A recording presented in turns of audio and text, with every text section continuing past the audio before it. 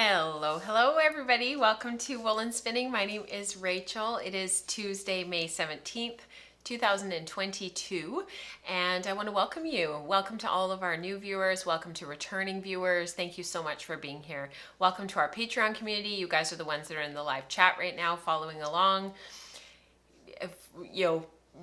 I can never keep up. It's so great to see you guys. We did have a maker morning this morning, so a whole bunch of us have already spent a bunch of time together this morning, which is really, really fun. And I hope that everybody's doing really super well. I hope that somewhere in this place, in this community that we've built, that you guys find a place and recognize that everyone is welcome. And yeah, we talk a lot about spinning and yarn and making with our hand spun yarn. You can see some projects behind me here. You can see some projects down here. And that's the whole purpose, is to motivate and inspire and support one another in our journey. So welcome this afternoon to Dion and Glenda, Christine, Carol, Osk, Vicky, Mandy, Kelly, San, who else is here? Dorothy. It's so good to see you guys. Thank you so much for being here. And Amanda's here. Yeah, it's kind of fun seeing all of your names and everything, because of course we already spent a bunch of time together this morning. We also had virtual spin group this morning, but unfortunately I had to miss because my mom has gotten sick. So I had to take the kids to school, which is totally fine. Things happen. She is feeling a little tiny bit better, but she didn't want to risk getting us sick since we're heading to Alberta. So yeah, it was nice that she thought of us, and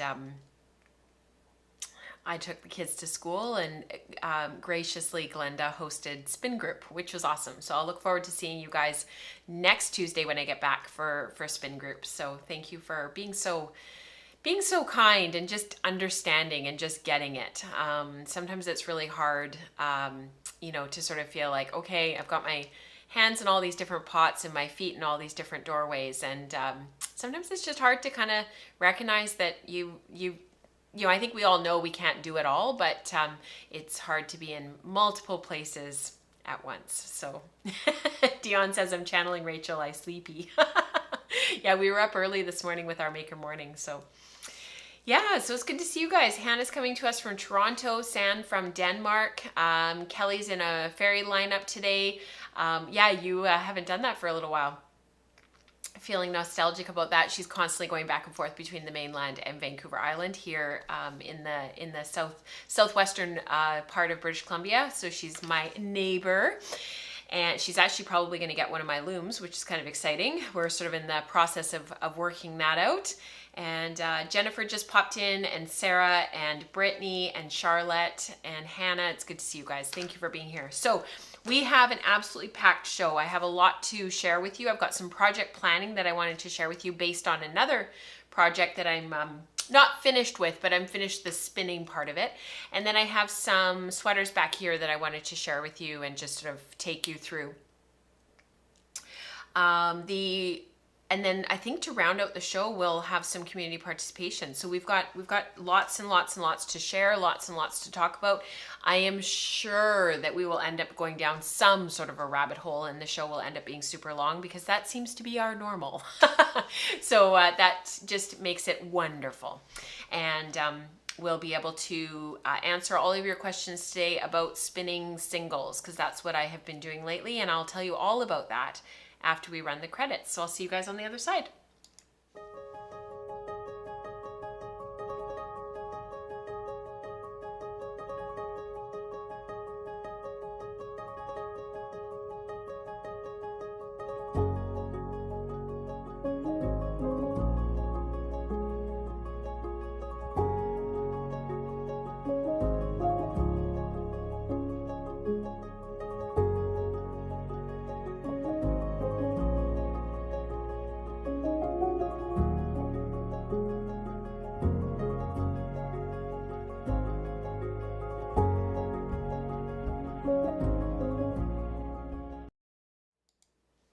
So I don't actually have them to share with you because they are still drying. So hopefully next show I'll have the finished objects to show you, because I need to show you guys before I gift them. I finished my second round of my X's and O's coasters.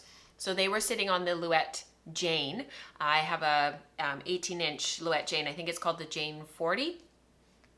And I use it for a lot of my sampling. My plan, and the reason why I bought it in the first place, was it came to me secondhand. It's a beautiful little loom. The reason for getting it in the first place and for going through with the purchase and whatnot was to use it for my OHS. So I needed to clear it off for Unit 3, which is coming up. It'll start in June. It's all about finger manipulated lace, and I really wanted to be able to do it on my Jane. So it's kind of the perfect little warp to put on. It's a small loom, it's a small warp. I think the warp is only like 6 or 8 inches wide or something. It's quite small, and I wanted to clear that loom off and have it ready, have it free, so that when we get back from our trip, I'll be able to warp it up next. The chain, the warp, the linen is all done. I just have to actually physically put it on the loom. So that will be on when we get home. I'll have that free. So the X's and O's came off, and I'll be able to share those with you because they're 100% hand spun. So I will share those with you when we get back, because I had told in queries on Saturday morning, we were talking, and I said, oh yeah, you know, when you get to that point in a warp where you probably only have 1 or 2 left to do, but you've got to do the hem stitching, and you've got to, you know, actually weave the thing, and you've probably only got like, you know, 1 or 2 left, and you know, your back apron rod is right there, and you just need to actually sit down and do it. And they're like, oh yeah, totally, blah, blah, blah. So I started weaving on them in the afternoon on Saturday. I was still weaving on them on Sunday. It turns out I did not have 1 or 2. I had like 7 left to do. So I whipped through them really quickly. There was a couple of soccer games on Saturday night that we wanted to watch, and there was another one on Sunday that we wanted to watch. Club Bruges in Belgium was playing, and James's favorite player, for those who are soccer fans, James's favorite player is the Canadian player Tejan Buchanan, and because that's his team, Club Bruges, James always wants to see those games. So we accommodate Nora with wanting to watch Christine Sinclair with the Portland Thorns, and so we always watch those games. And so we sort of can't not then watch James's favorite player on Club Bruges. So we sort of have these totally like random soccer clubs that we watch because of the kids and their favorite players, because of the Canadian national team. So Christine Sinclair is arguably one of the best soccer players of all time, and she happens to play. She's from here. She's from Burnaby, from British Columbia. And she plays in Portland. And then Tejan Buchanan is from Brampton, Ontario, and he plays for Team Canada, but he plays for Club Bruges. So anyways, it's like all this like roundabout. So we end up watching like European soccer, and then we watch, you know, the American girls, because we don't have a Canadian team in that league. We could. Somebody just needs to put it together. Hint, hint, nudge, nudge. So anyways, random. So I had all of those soccer games to watch and to cheer on and all that kind of stuff. And it just so happened that I just kept on weaving. So I wove off all of those X's and O's. So thank you, Dion, for mentioning. Don't forget to like, and please don't forget to subscribe. Kelly says she's recovering from food poisoning. Oh no, that sucks, Kelly. And she's stopping to pick up parts for a DIY tapestry loom on the way home. That's amazing. I just warped up for tapestry yesterday. Because of our long drive, we've got 18 hours round trip. And so I was like, I can't knit the whole time. And I'll tell you why I'm not super stoked about knitting the whole time anyways, later in the show. And so I warped up for tapestry to take, just to mix things up a little bit. I also packed all of my support spindles. So they are packed, so I don't have them to talk about on the show. And then somebody had said something about singles. So Ruth says, I made it. I'm here for all the singles. And she's spinning singles as she watches. That's awesome. So I took, at the beginning of the year, so let's get into the projects and whatnot. So otherwise I could just sit here and wax poetic with you guys all day. So at the beginning of the year on the Wool Circle, which is our live stream that happens 3 times a month for patrons at a certain level, I pulled out a bunch of wool from my stash, braids that I had collected over time. I have a lot of braids that I've just collected over time, especially from when I first started spinning. I collected a lot of braids. I was in a couple of fiber clubs, etc., etc. And there was 5 spins in total that I wanted to do. So there was the sheep spot White-Faced Woodland that I finished, and then there was the Sweet Georgia Tofino Road Trip. That was an 8-ounce spin, and I finished that. And then there was my Sweet Georgia Silk Puff, which is finished. That was also an 8-ounce spin. So that was 3 of them. And then the remaining 2 was this one here, which is Northbound Knitting on this merino. It's on gray merino. So at first glance, you might think that this gray is dyed. It's not. That's the natural merino color. And I also had this Hello yarn to spin up. So the Hello yarn, I had done a sort of a poll on Patreon, and I had said, how do you guys want to see this spun? And there was a whole bunch of responses, and what ended up winning out on the Falkland was singles, and it only won by like 1 or 2 votes. But what ended up happening was, as I was spinning, and I have to say Falkland is one of my absolute most favorite fibers to spin. I've said that before. For whatever reason, I just love Falkland. I would choose Falkland over almost everything else, and I think it's because it's slightly longer stapled than you would get like with merino. It's got a real sort of beautiful Corriedale kind of a feel to it once it's spun. I just love it. So this is it after finishing, and I'll go back to the big camera in just a minute, but this is the skein and what it looked like before, when it came fresh off the wheel, freshly spun singles, and this was the original comb top and what it looked like. So it was definitely one of those spins that really lent itself to leaving as singles. It was an overall analogous colorway, and there wasn't anything in it that was weird or that was like a, you know, sort of a, what's that word when you, there was no zinger in it, there was no curveball, there was no color in there that was weird, or, you know, that made it a split complement or made it a really bright colorway. There was just the yellow and the blue, but there was no red in this colorway. So it really stuck to the yellow and the blues. And, you know, and yellow and blue together makes green. So when you see it from a distance, it looks largely green. And you've got these light and dark spots, and you can see that in the photo. So I just wanted to show you what the original fiber looked like so that you could kind of get an idea of what it looked like spun. And the other colorway that, or the other way of spinning this that people wanted to see was like a traditional 3-ply, but we'd just done that with the sheep spot. And the other one that people suggested was chain ply, because they were like, oh, keep those colors really clean and chain ply it. I've talked about this before. I'm not a big fan of chain ply. It's hard on my shoulder to actually chain ply, and I don't love all of those little knots that you get. The other thing that I don't like about chain ply is I actually don't like that place where the color on 3 strands, because you're taking a singles and you're making it into a 3-ply. So some people argue that it's still at the very base is still a singles, and other people argue no, you folded it back on yourself, it's a 3-ply. You guys can debate. I don't care which camp it falls in as a yarn. It doesn't matter. What I don't like about it is you end up with these really jolted color change. So you end up with like you'd end up with like all of the dark green, and then all of a sudden you're into the lime. And you sometimes get like one singles that barber pulls with the other 2, or, you know, to create a more subtle color change, but it's never as subtle as I want it to be. And that's one of the reasons why, if I'm not going to go with like a traditional 3-ply or a traditional 2-ply, I generally won't chain ply. It's my aesthetic. It's just not my favorite. Other people love chain ply because they love those heavily variegated yarns, and I think that's wonderful. That's great. If that's what you're drawn to, that's awesome. We're all different, and that's why it works, right? So in the end, I did a singles. I divided this down into 8 bundles. So I just kept stripping it, and I ended up with 8 end to end, and I spun end to end. I did not pre-draft or pre-attenuate. I didn't want to add a whole bunch of air to it. And then I just sat down and spun. I did this on my Magikrafts Susie. I didn't do it on the highest ratio.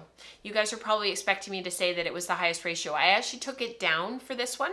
I think it ended up being, I should actually double check. I'm not exactly sure. I don't pay attention to the ratio numbers on my Magikrafts particularly. So I ended up doing it at 20-1 instead of what I normally run it at, which is 27-1. And a lot of that was for the singles. I just didn't need all of that twist. So I'll undo this for you and we'll flip to the big camera so that you can see. But basically what I ended up doing was I did do continuous back. So I tried to preserve some of that air in here. And I just, you know, spun each end to end and kept on going. And this does, and then I skeined it up. Like those 8 bundles, I think I spun in like 3 or 4 hours. It was certainly less than 4 hours for sure, because I spun it all in 2 sessions. And I think they were only like I spun for an hour, had it more than half finished, spun for another hour, had it finished. Like it was something like that. I'm just gonna move the camera over so I'm centered.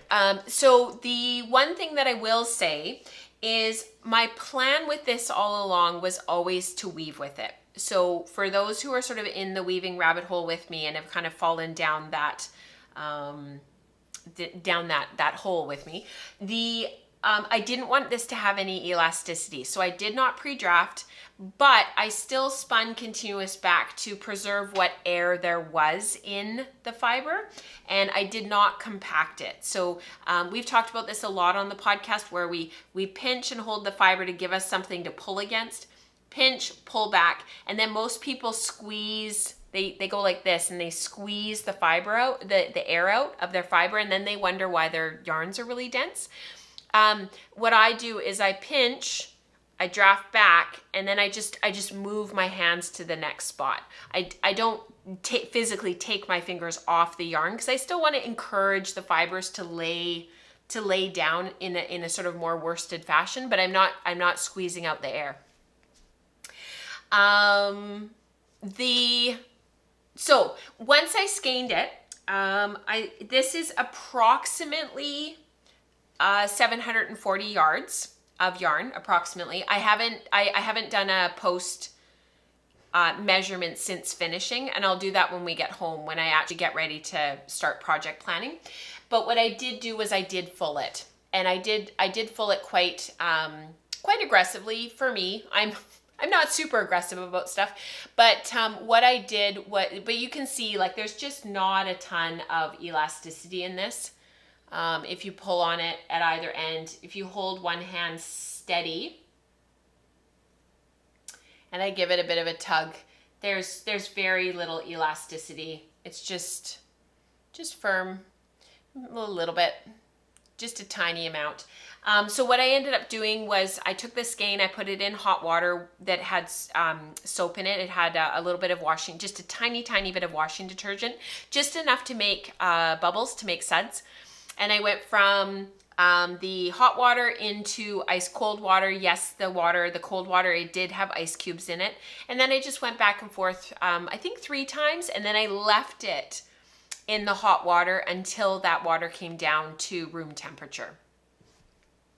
And I like to do that because if you allow the skein to stay in that hot water until it cools completely, those wool scales will close back in on themselves just naturally. And I just find I like the yarn a bit better. I didn't thwack it.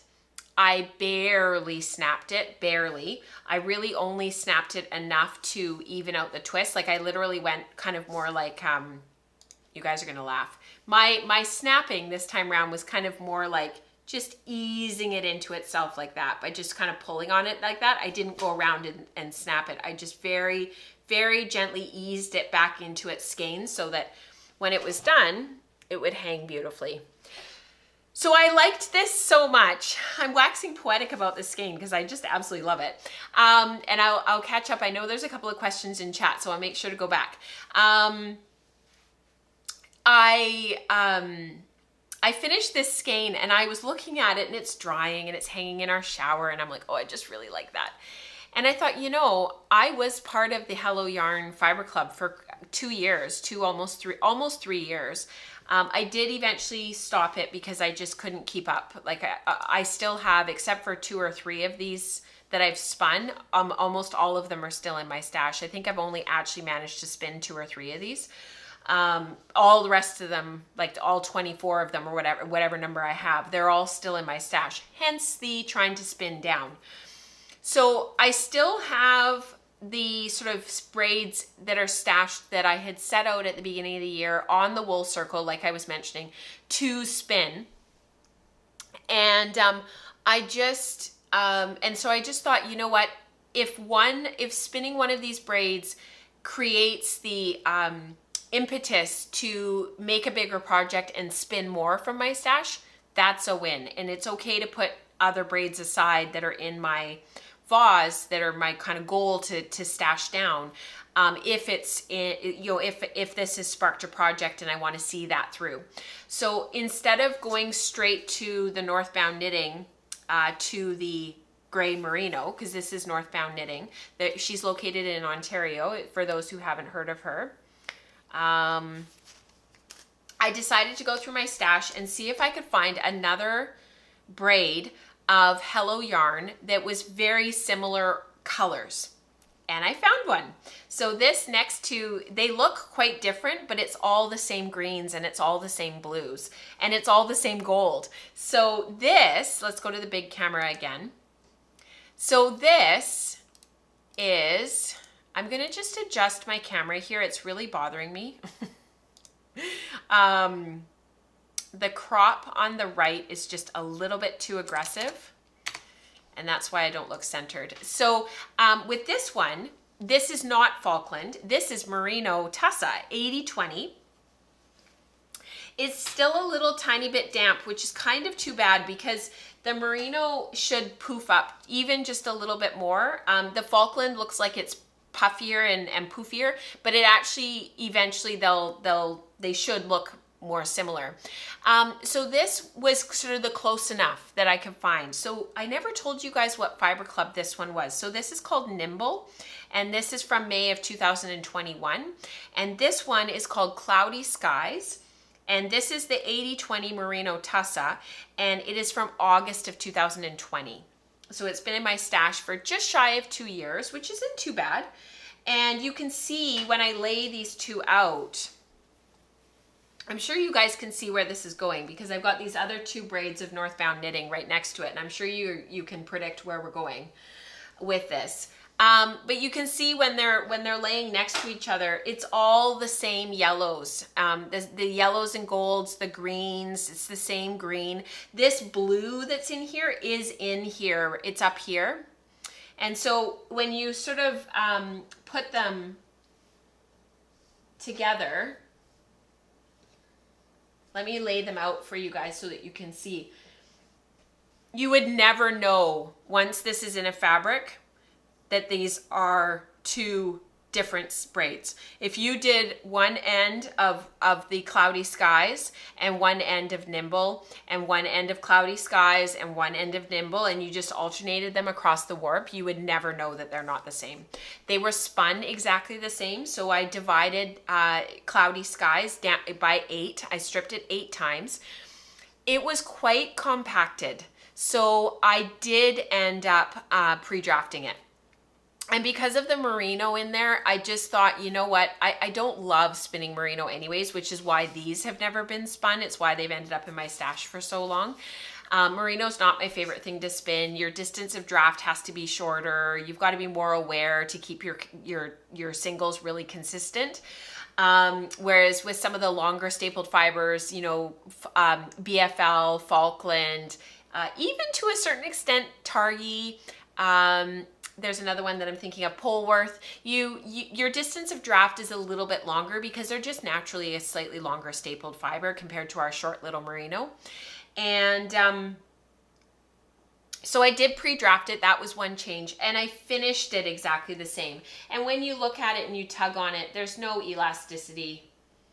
Again, it's ever so slight. And actually the nice thing is that it's very, very similar to the Falkland.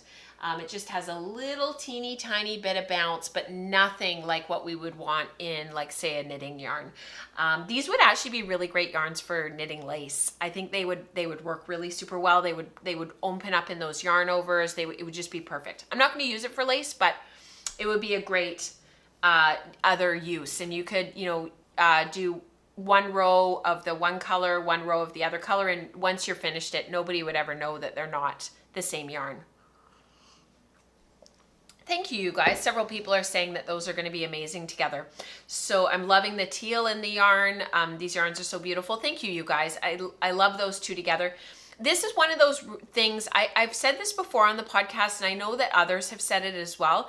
If you can combine colorways from the same dyer, part of the reason why they work is because the dyer uses the same dye. The gold that's in here is the same gold that's in here. The green that's in here is the same green that's in here. It's the same brand of dye. It's the same mixture. It's probably similar dye stock. It's certainly mixed the same way. And that's why it works to interchange one dyer's braids with their own. It's one of the reasons why I walk into like Katrina's booth and I'm like overcome. She's Crafty Jacks, and I'm overcome with ideas because it's all one dyer's approach. It's her colorways, it's her aesthetic, it's her dye, and you pull one braid off the wall at the Fiber Festival that's got like a blue in it. It's the same blue in another braid. And so then all of a sudden you've got all these options. So I often say, if you want to do combo spins, you want to combine this stuff and you're just starting out, combine the same dyer. You don't necessarily have to combine the same fiber when you're spinning it separately. I find it really hard to combo spin two different fibers together because the distance of draft is different, the staple length is different, the fiber behaves differently. I personally would rather spin them separately and combine them in the project. That's just me.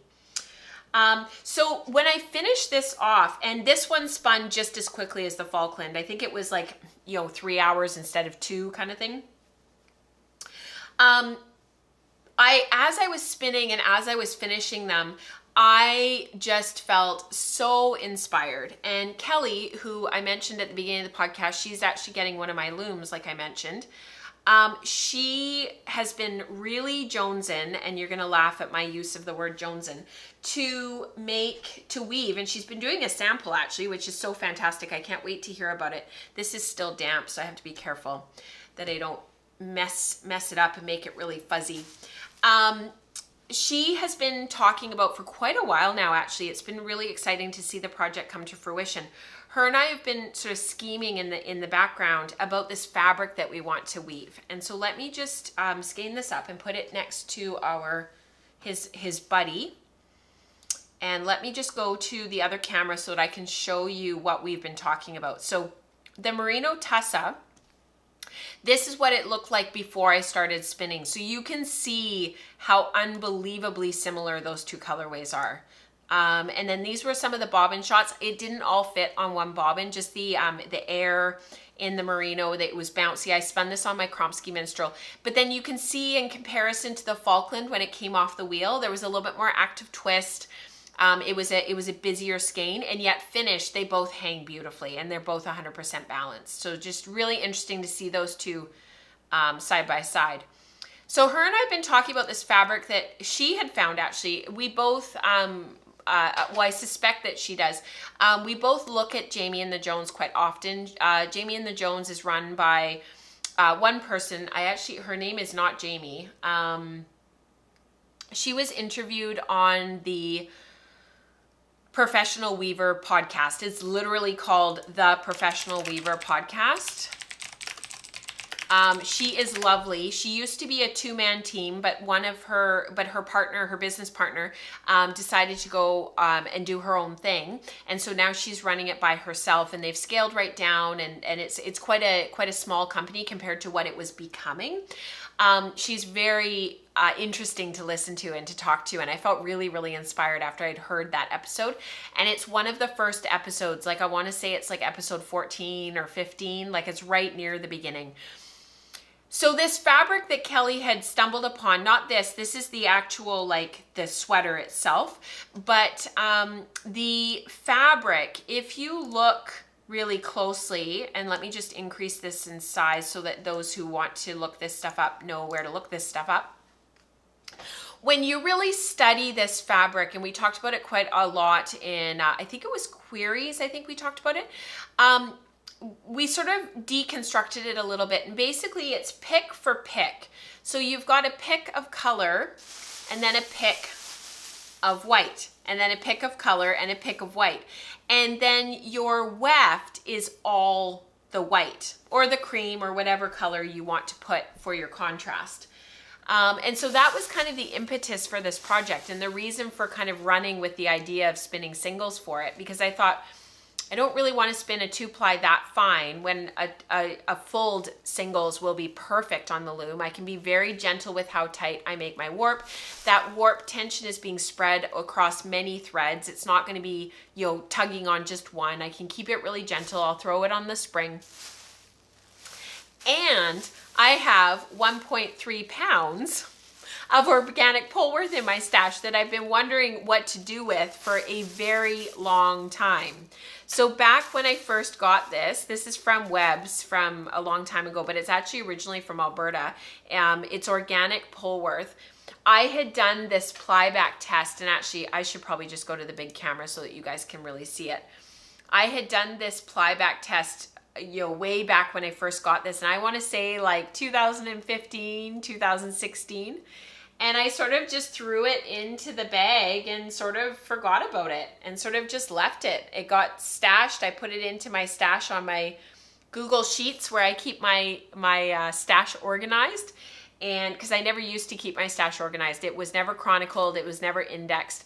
And then back during the pandemic, I was like, I've got to get on top of this. I need to know what I have. I need to know where to find it. Especially as we embarked on the year of luxury, because I knew I had a lot of these fibers in my stash, and I was like, where are they? I don't know. So, and you can see this yarn that I spun. It's got lots of elasticity. It's nice and round, even though it's just a 2-ply. I was actually quite impressed with myself at the quality of spinning, to be honest with you. I was like, that's pretty good. So the trick then was to find it.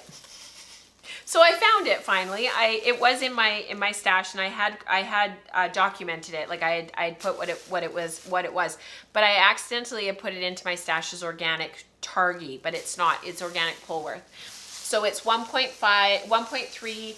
It's actually 1.26 pounds, and it's just been wound up. I think I bought it because it was on sale, and my original plan was to dye it because I was going to get into dyeing, and that's never happened, and blah blah blah blah blah. So I've been spinning this the same way as I spun these. So I'm spinning it on 20-to-1 on the Magicraft Susie.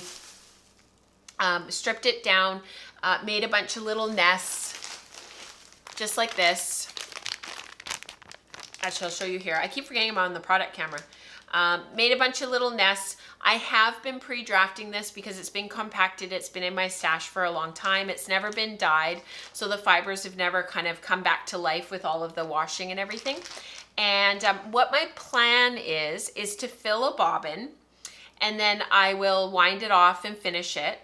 And then I will do another bobbin and wind that off and finish it, and just kind of see how much yardage I want to commit to. I'm not really in love with the idea of like 5 million yards of singles of undyed Targhee, undyed Polworth. That's not really what I want. So I'm just going to continue spinning and figure out the numbers that I need for warp, and then I'll figure out how much I need for weft, and I'll just kind of work my way through. I never said I am spinning to 24 wraps per inch. So all of these are 24 wraps per inch. And the Polworth singles, the white, is also being spun to 24 wraps per inch. I just figured that was a really lovely starting point. So you guys probably know where this is leading. Those who know me, I can't just do one thing. I have to like do a million. So this was the next braid that needed to be spun, right? So I've gone on this like, you know, side tour, went down a little side lane and spun this. So now it's like, okay, well now I gotta finish this off, because I said on the wool circle that I would finish them off. And I was like, you know, I need to post the poll to see how they want me to spin it and blah, blah, blah, blah, blah. And I'll do all the things. And I deleted the post. I deleted the poll. I had it all written. I had cut and pasted, like, do you want to see it spun as singles, 2-ply, 3-ply, chain ply, blah, blah, blah, blah, blah. And then right before I was going to hit publish, I hit delete post. Are you sure you want to delete your post? Yes. So I'm sure you guys know exactly what I'm planning. I'm going to strip this off, down, both of these.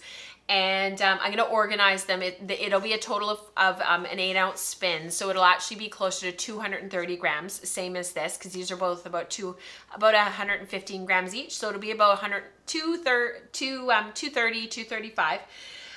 So I'll split them both probably 6 or 8 times, and then I'm going to lay them out. So it's one bundle of this, one bundle of this, one bundle of this, one bundle of this. And I'll spin all of the singles to one skein. So yeah, so we're gonna do it. We're gonna do this all over again, because I've got 1.3 pounds of pole worth. So I could actually do 2 pieces of fabric. That was sort of where this whole thing was going. And the reason why, what I really liked about this was, if you see this t-shirt sweater, that's what they call it. There's a couple of different versions on Jamie and the Joneses website of what that t-shirt sweater looks like. Basically, it's a square, drop shoulder, oversized t-shirt that they call a sweater because they're done in wool. So they're a little bit heavier than a t-shirt. And I thought, well, you know, I can do a muslin and do sort of a tester. I don't really want to do that paneling and stuff that's in the front. I just want to do like a plain sort of drop shoulder sweater.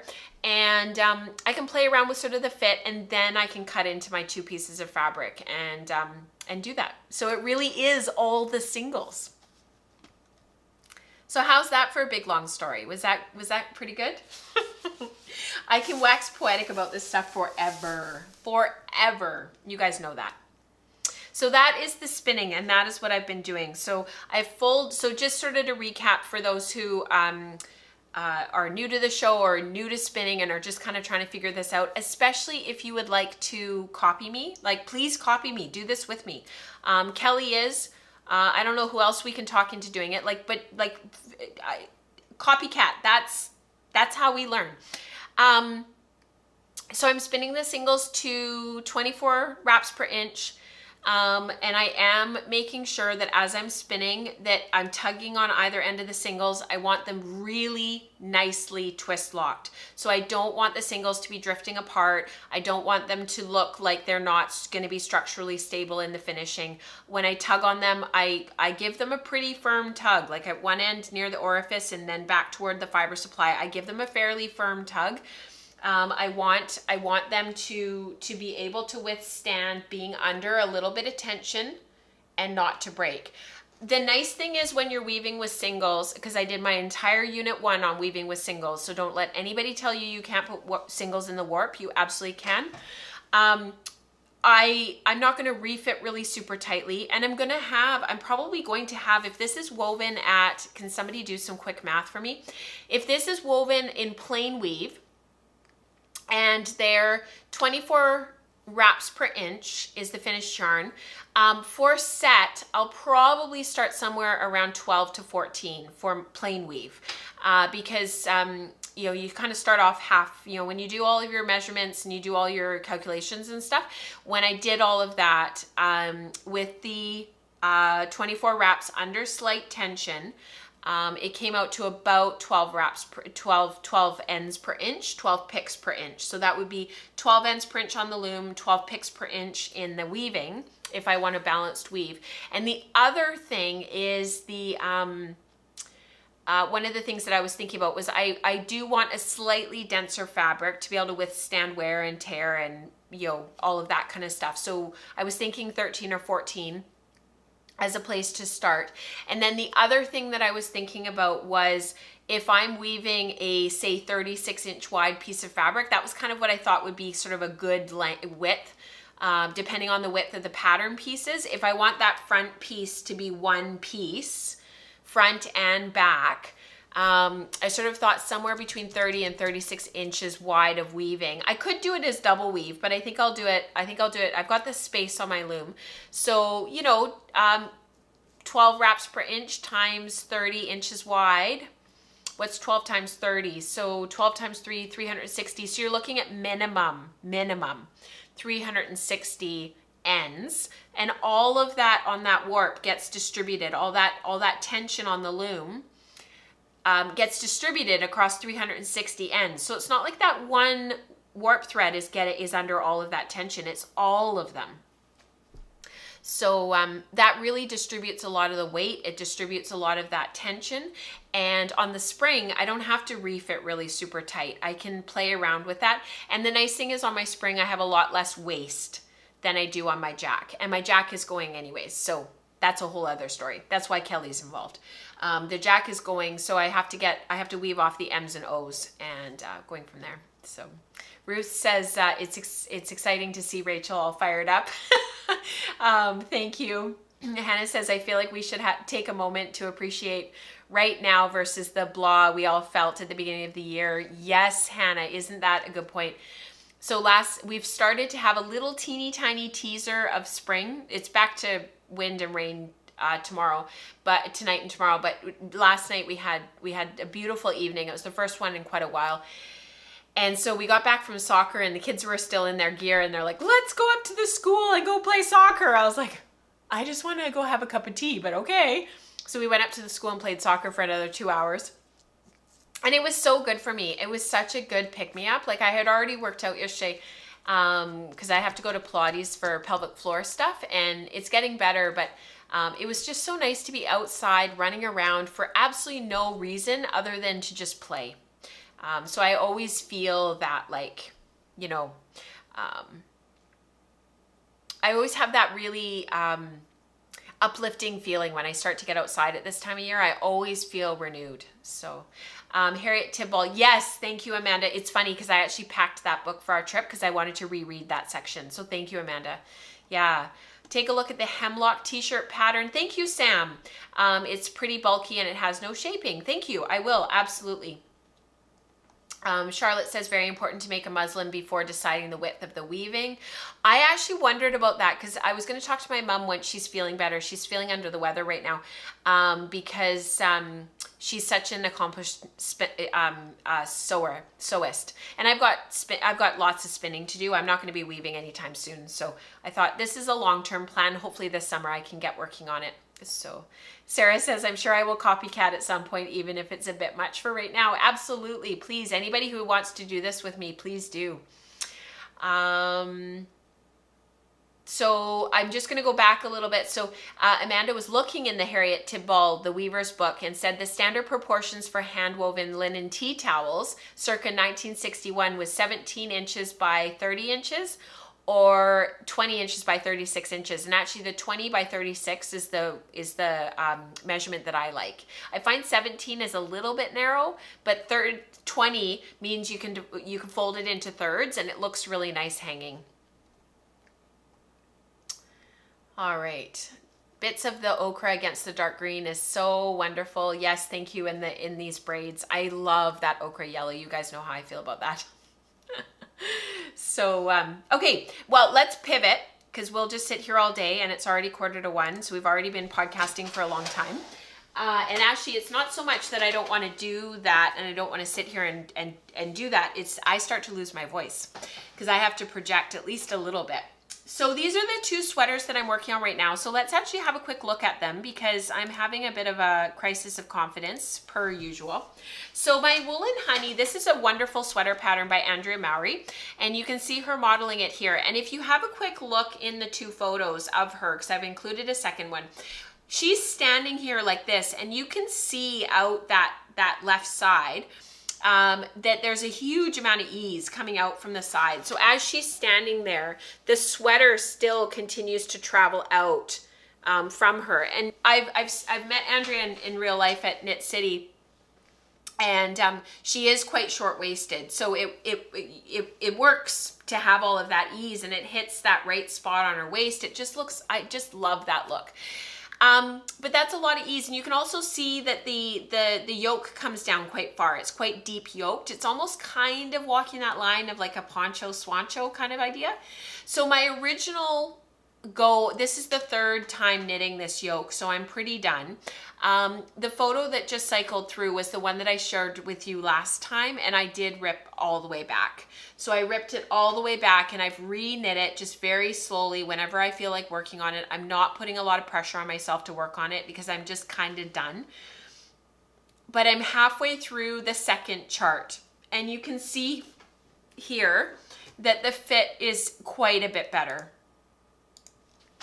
Oh, sorry, wrong button. So this, you can see that the fit is quite a bit better. So I went down a needle size. So I went from 3.75 millimeter needles, which I had originally gotten gauge on, but I didn't have gauge when I actually started knitting the sweater. I think I just loosened up too much probably.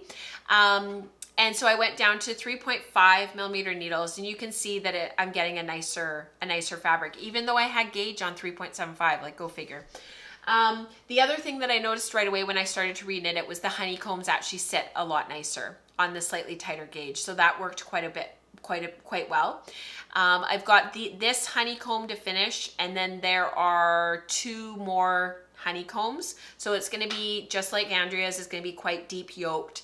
And then I'll be on to the body. And I don't know how long I'll make the body because it's already going to be a bit oversized. It's already going to be big. So I may I may sort of stop it where she says to in the pattern and try it on and see, because I do like my jeans high-waisted. This is my belly button right here. So if the sweater came to here, that actually might not be terrible. I'll see. And then I'll show it to you from the back just because it's really, really, really pretty. I'll just move this out of the way. The neck is a wee bit tight, but I'm expecting that to block out just once there's the weight of the sweater behind. Especially once it's on, and I'm not made of felt. The wool kind of sticks to the felt on the dress form, and it doesn't have that same drape that it does when you have on your body, because you know we're not felt, right? Sometimes I think we should like take lines from the show, like anyways. Yeah, so that's the back of it there, and this some of these inconsistencies here from re-knitting the yarn 3 times, that'll all wash out, that'll block out if you're worried about any of that ever. Brittany says mine blocked out a lot in the body, and I knit to pattern in the length, and she's short, so that's good to know. I'm 5'5", but I'm really long torsoed, so it'll be interesting to see kind of what happens. So that's my one sweater. It is packed, I am taking it. However, I'm not taking enough yarn to finish it. So I'm only taking one of the 2 skeins. They're each like 700 and something yards. So I'm only taking enough yarn to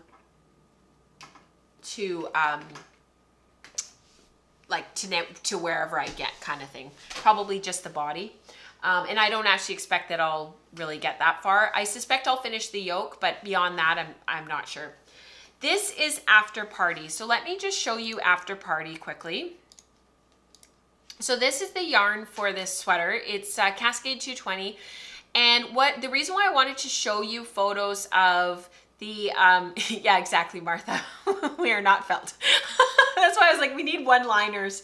We need a book of one-liners of things that I say when I'm live. Sometimes I really wonder.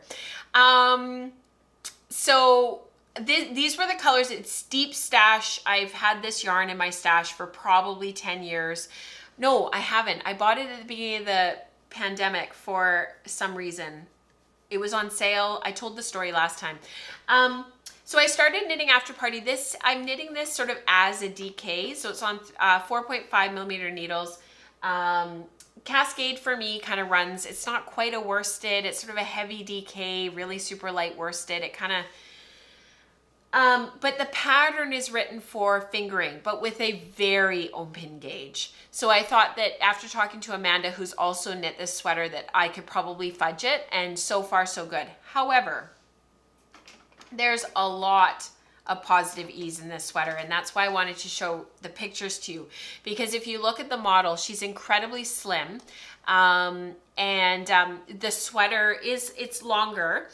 It does come down sort of to her hip. I'm just waiting for the, so you see how she's got her hands in her pockets, but the sweater still continues to travel down. There's all that ribbing beneath, but look at that positive ease. Like there's a lot of sweater on her body. So when I did the conversion and I did all of the math and based on my gauge and blah, blah, blah, I'm going to end up with like, I'll turn this to the side so you guys can see. It's just like what happened with Lunenburg. It's like 8 inches of positive ease. But then down here where the ribbing is, it's like perfect. But then you get up to the bust line and it's like massive. It's almost like it grew. It didn't, but it feels like it grew. The gauge is exactly the same in the color work section as it is at the top. And I don't know if it's just because I have the, I don't have the yoke on it yet and it's sort of a bit bagged out and the stitches are sort of a bit bagged out. Part of me was like, I'm going to rip it out. I'll start again. I'll make it a bit snugger, a bit smaller, blah, blah, blah. And then I was like, no. It worked in Lunenburg. It was fine. I only decreased it by about 4 inches versus the 10 to 12 that I could have taken out of it. I've actually worn it a ton. I have to just let it go. This is deep stash. If it comes out a bit big, who cares? So I am kind of making the executive decision that I'm going to leave it as is. And if it ends up being oversized and it ends up being a bit big and it sort of ends up being a bit of a, you know, not a sloppy sweater, but sort of a bit, you know, just oversized and comfy, that's fine. So I have only wound 1 skein. I have 1 more inch of work in the body to go. I might add 2 inches just to give it that extra length like in the pattern. And just so that I can kind of get that kind of, not sloppy look, but you know what I mean? That kind of sloppy, you kind of tuck it into your belt if you wanted to, that kind of look that's really popular right now. I've not really ever worn clothing like that, but my style is changing. I just bought mom jeans. So, yeah, I think I'm just going to kind of go with it. And if it comes out a little bit big, it comes out a little bit big. So, well, you know what, Kelly, I had thought of that. I could dye it over, like if I really don't like it, I could over dye it and give it to my mom. So yeah, Florence says, I think loose is really comfortable wear. Amanda said it's relaxed. And actually I really like Amanda's. Amanda's looks amazing on her. It's got that positive ease. It's really, really nice. So that's why I was so excited about this sweater in the first place. So I'm just gonna see it through. More stitches, more inches of fabric means more yarn, which is the whole point. I want to stash down. So there is that. So I have that packed. I've only packed 1 more skein because I have to do both sleeves, and the chances of me getting it done over this next week is very low. And like I said, I'm trying to preserve my hands and work on a variety of things. So I've got my tapestry packed, and I've got my support spindles packed, and then my 2 sweaters will come with us, and that's more than enough.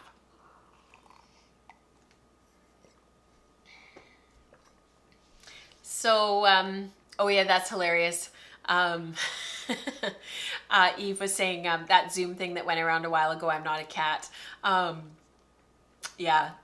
So Christine was wondering, if you didn't want the extra fabric at the underarm, could you divide for the body and the sleeve earlier in the pattern, but still finish the last honeycomb? So this is about wool and honey. So I tried that the first time round.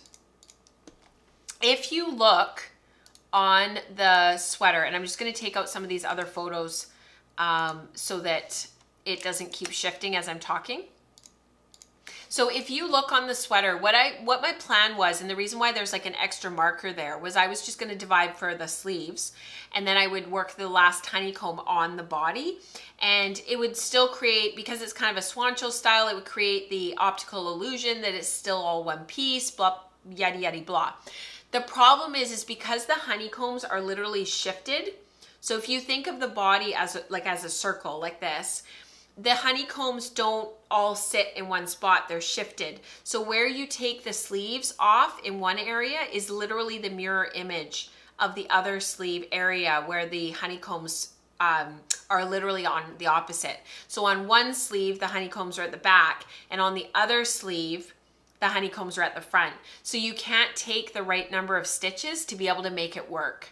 And I sat with that and played with it and worked with it. I thought about twisting it and moving it, but you've got short rows at the back neck, so it doesn't work. Yeah, it's a very clever yoke. And but you can't start making modifications like that unless it's pre-planned and you shift the chart. So if you think that you want to take it apart, separate for the sleeves and the body earlier than what's called for in the pattern, and you want it to be a more fitted sweater, you have to do that shifting of the yoke, the yoke pattern and the yoke chart, like right from the get-go, so that your honeycombs end up centered on the sleeve and on the body.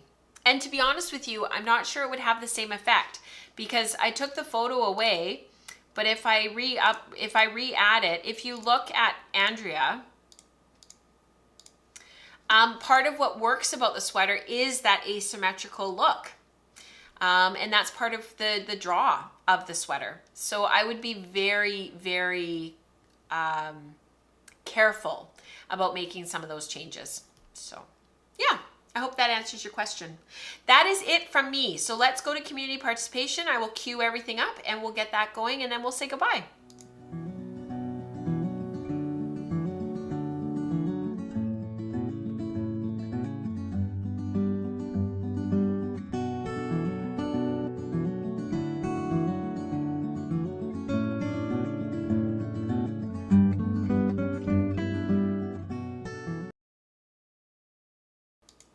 So Amanda was saying the relaxed fit is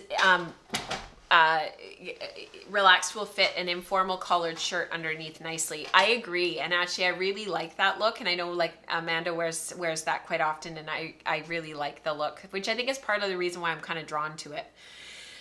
So community participation, these are all of our alongs that we have going in the community right now. We've got our sweater spin, our Zero to Hero, we've got our breed and color study. We're looking at Radnor right now. And we've also got our sock color study going, our natural shades along, our luxury fibers along. We've got tons of stuff going on. So if you are not a part of the Slack channel and that interests you, please have a look at patreon.com/woollenspinning. And once you get into the Slack channel, you see all the different channels, all the different things that we're working on. You'll be endlessly inspired. The community is just amazingly prolific. And if you would prefer to check us out on Ravelry, you can do that as well. And there's the Ravelry group there, and you can feel free to join. And a lot of these alongs are sort of people double post as well. So this is from Rebecca. I absolutely love this. We were talking earlier about copycatting. I am very tempted. And because I'm seeing her, we're going to be able to see each other on Thursday. I might say to her, can I copycat you? I love this yarn so much. So this is the Radnor, our breeding color study, and Katrina dyed all of this for us. So she's done with the other half of her carded fiber, and if you missed what Rebecca did with the first part of this fiber, that was in the show last week. This time I made 2 gradients to see how the 2 colorways blended together in different relative amounts. First I carded a gradient with half the remaining fiber. I hand carded the mixtures and rolled them into cigars. After spinning these into singles, I spun the rest of the fiber into a gradient by simply holding different size strips of each color together, and I chain plied each singles into 2 gradient skeins. Honestly, I have to look closely to tell which is which. They're both beautiful. As soon as I back away a little, it's harder to tell, and I think it's much more obvious when I knit them. It'll be much more obvious when I knit them up, because the held together gradient was more difficult.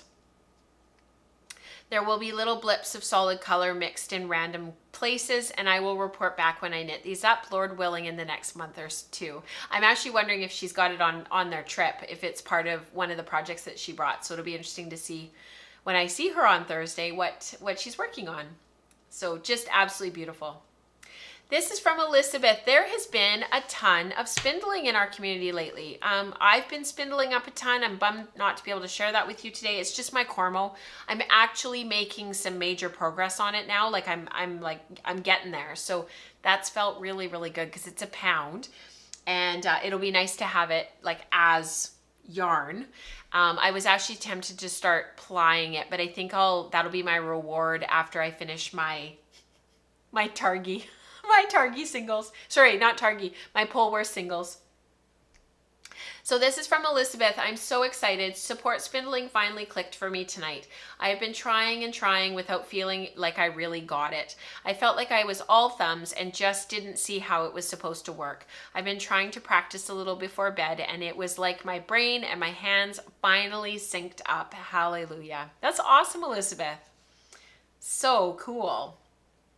This is really inspiring. This is from Crystal. She's been working on this for quite a long time, and I've shared about it off and on as she's shared in the Slack channel and on the Ravelry group. So a lot of the spindles that are in that photo that's right below me here, a lot of those spindles are woodland handcrafts, and the one that's on the far side, on the far left there, that's got the yellow strips, that's Yarn Spindles, and he's on Etsy. He's located in Maine.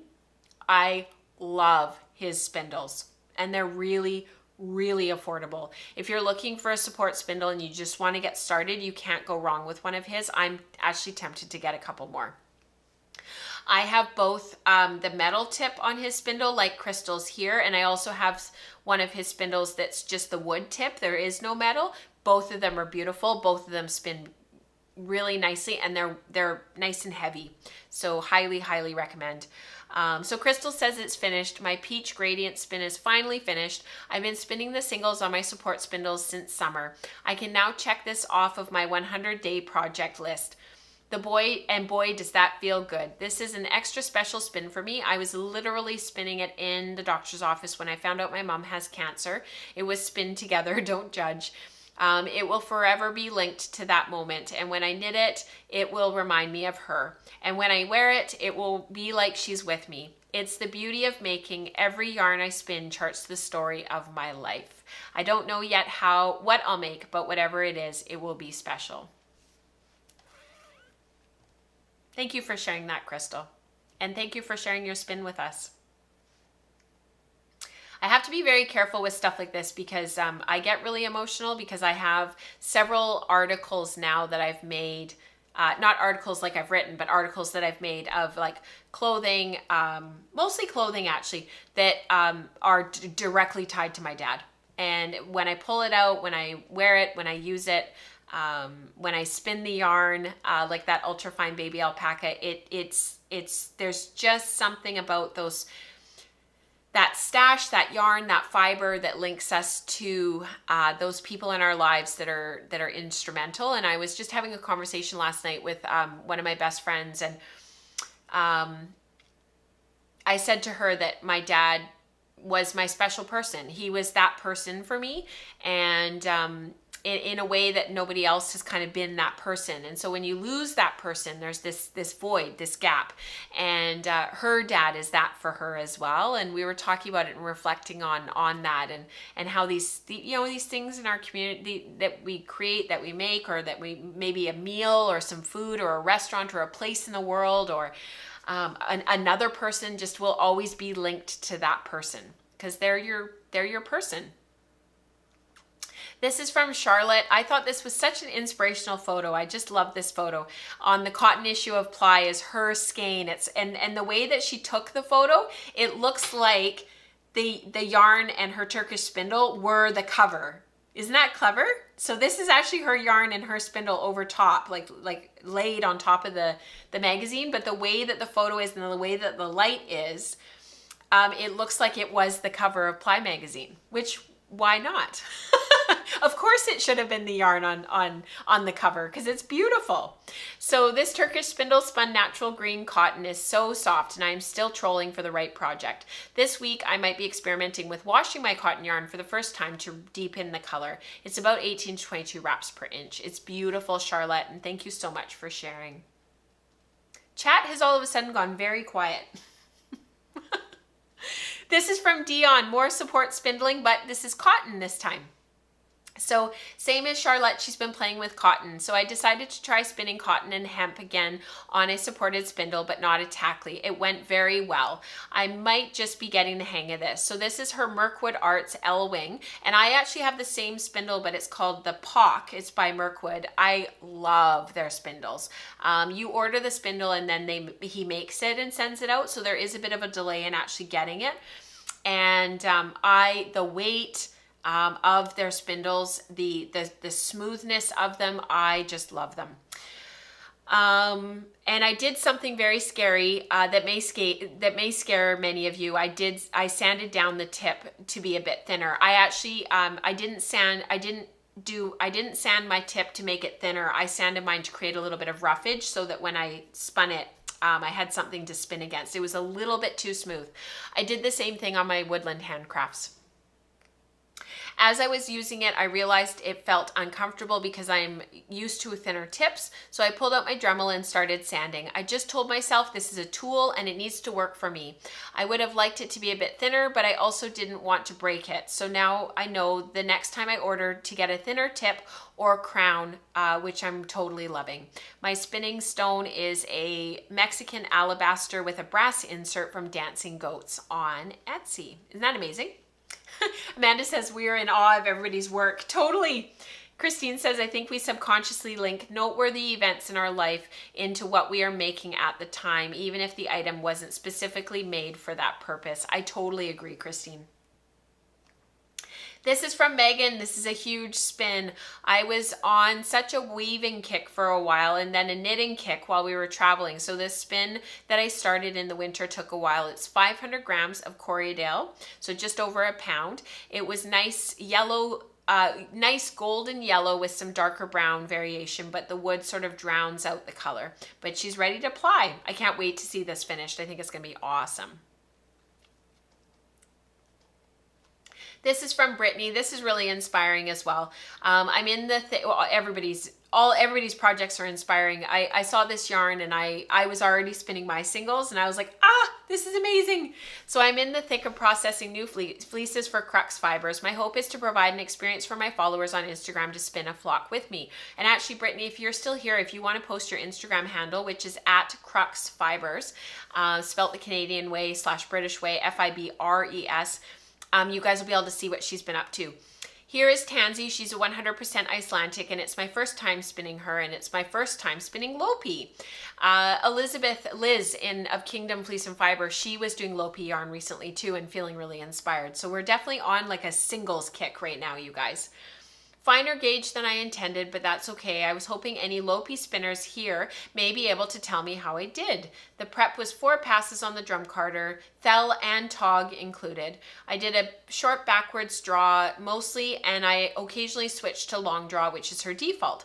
It was balanced off my nitty naughty with only 1 twist in the whole skein. A few weak points where I had to tie knots. I soaked and folded it and I love it. Pretty soft for me, and she had way more thell than tog. Beautiful. This is also from Megan. She's been knitting. I'm not sure why, but this is one of my favorite things I've ever knit. It's not hand spun. The colors were a gradient 6-pack called Joshua Tree from Fiber Optic Yarns. The white is a small mill spun Rambouillet that felt like hand spun.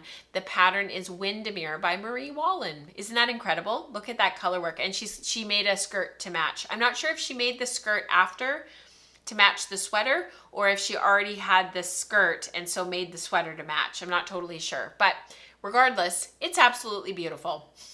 So well done, Megan. This is from Taziana. I had to include this because I just felt so inspired by this. Along with Kristen, who's also spinning for a Junction sweater. I want to do the Junction as well, you know, in all my spare time. I finished my contrast color, a braid from Hello Yarn, and now I'm working on my main color. I'm using a lovely fleece from a Clun Forest BFL lamb, and she must have been super frisky because her fleece sampled, cleaned up, and carded beautifully. She must have been super frisky, but her fleece sampled, cleaned up, and carded up beautifully. I think there was quite a bit of VM in her fleece, if I remember correctly. I've since spun 4-ish ounces, and it's only my second time spinning a woolen yarn. Short forward is my default, so there were some false starts, a few frustrating bits, and some glaringly obvious inconsistencies, but I'm actually quite happy with the finished yarn as it is on the bobbin. Now to do this a bunch more times and then wind it all off and skein it up. That's amazing, Taziana. It just looks awesome. Beautiful, beautifully done. And I love the color of the contrast yarn, the Hello yarn that you're using. I think that's going to be awesome together. Sally shares, I thought this yarn was just beautiful. So I've been catching up with Rachel and thus have discovered this thread, which was great to read through and see everyone's thoughts on spinning socks. So this is part of the sock study that's going on right now that everybody's been following Rebecca's lead on, the spinning socks. What is it? Sock color study. I knew I'd get there eventually. I also took part in the Drea Renee Knits, DRK, Spin to Knit It Cal, and I spun this yarn from some Romney fiber I picked up a while back with no plan. But I've seen commercial sock yarn with Romney content when on my mission of trying to find nylon-free sock yarn, so I thought it would be good for my first purposeful sock spin. Your yarn is beautiful, Sally. When spinning the Romney, I did a 3-ply and I thought I might end up with more of a DK weight yarn, but I was surprised at how little the fiber puffed up on washing. Must have been spinning too much merino in Polworth recently. So it actually turned out as somewhere between fingering and sport. Ironically, I spun it with a relatively high twist, which may have also contributed to the lack of poof, but Romney doesn't poof. It's a long wool. It's going to stay long and sleek. So I was aiming for more durability. But in the woolen spinning episodes I've been catching up on, Rachel mentioned a couple of times that she actually found that those high twist yarns don't necessarily hold up. Oh well, I'll still knit it up as socks and see how they go. Yeah, some of my really, really, really high twist sock yarns, they don't wear any better or worse. They still get holes in them. They still get wear spots. So I've sort of backed off on some of that and sort of thought there's somewhere in there's a balance, and I think a lot of it just depends on the fiber that you've chosen. What's your base fiber? What are you working with? And then going from there. This is from Christine. Beautifully soft kid mohair from a 6-month-old first shear. It's very short at 6 to 8 centimeters, and while I could card it, I've decided to comb with some difficulty as it has a lot of second cuts and even shorter fibers that I want to remove. I'm spinning this long draw to make a 2-ply, which I'm going to hold along with a 2-ply merino silk hand spun yarn. I have done so much sampling and I'm really happy with my final swatch. It's beautiful, Christine. Planning to make the Papa's pullover by Midori Hirose. Beautiful. Super high twist is usually at the expense of the elasticity. That's a really good point actually, Amanda. Yes, totally. So that's it. We are done. Podcast day is officially at an end. It's so good to see everybody. Thank you so much for being here. Thank you for sticking with me for such a long show. I really appreciate that. I know, it does get a bit long and you're spending your time here with me, which I just appreciate beyond all measure. You guys have no idea. Actually, you maybe do, but thank you for being here and thank you for spending the time. Please don't forget to hit like and subscribe. If you're a new viewer to the podcast, please don't hesitate to reach out and let me know what you would like to hear some more about. If you're a returning viewer, thank you for watching week in, week out. Thank you for being here. And we do have a giveaway going on right now. If you go to patreon.com, and there's a link down below here on YouTube with the post specifically for this episode. For the month of April and May, tell us what you're most proud of in your making, and you can comment over on Patreon. It says and YouTube, but it's so hard to keep the comments straight. So if you don't mind just heading over to patreon.com/woolenspinning and having a look for episode 243, all the singles, you can comment there, or you can use the link down below to help you to navigate. So thank you so much. Thank you for being here. I hope you guys have a wonderful weekend. This coming weekend here in Canada is a long weekend, and then the weekend after is the long weekend in the UK and the US. So because I won't see you guys between now and June, I hope you have a really great long weekend. whichever one you're part of, depending on where you are in the world. And just please be safe. Most of you know my second hat that I wear, besides being a mom and a homeschooling mom and a maker and a podcaster and all that, my other hat is an ICU nurse at a trauma ICU. And we always call May Long Weekend Trauma Weekend, because that's when all the accidents happen. That's when people do dumb things. So please don't do anything dumb. Be safe, be smart, and I hope you get lots of time to rest and relax and recoup after a crazy winter and a crazy spring, and feel like maybe there's a kiss or a hint or a taste of summer around the corner. So until next time, happy spinning, happy knitting, happy all the things. I will see you guys here same time, same place on June 7th, and I look forward to it. Bye everyone. Have a wonderful rest of your week.